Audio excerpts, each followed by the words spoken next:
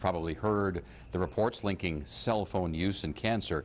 But in this high-tech world we live in, how can we use those phones and stay safe? CBS 47's medical expert Dr. Dave joins us to help us sort out some of the confusion. All right. It's never far away from me. Never far away from you, probably, either. Right. Are you concerned? Well, I cannot live without my cell phone, Mike. It's tied to my ear. I don't even have a landline. But we do need to be aware of these potential risks that scientists have been talking about.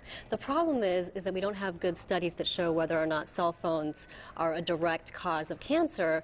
And that's partly because cancer can take several decades to develop. Right. So it would take a while for scientists to answer these questions.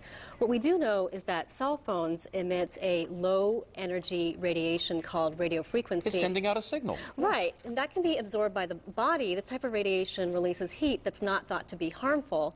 What's not clear is whether the non-heat producing effects, the cellular responses, could be harmful. So we don't really know what the long-term effects might be in adults, children, and heavy cell phone users. Now, I use my phone more for texting than actual phone calls, so I'm not holding it up to my ear a lot.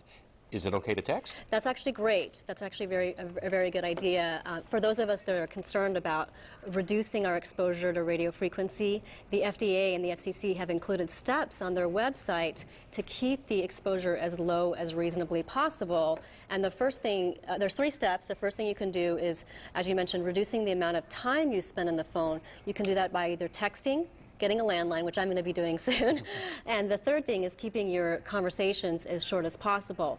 The second step is to increase your distance from yourself to the phone, and you can do that by using a headset. Or the speakerphone, right? Or the speakerphone, or a wireless device, a Bluetooth or hands-free device.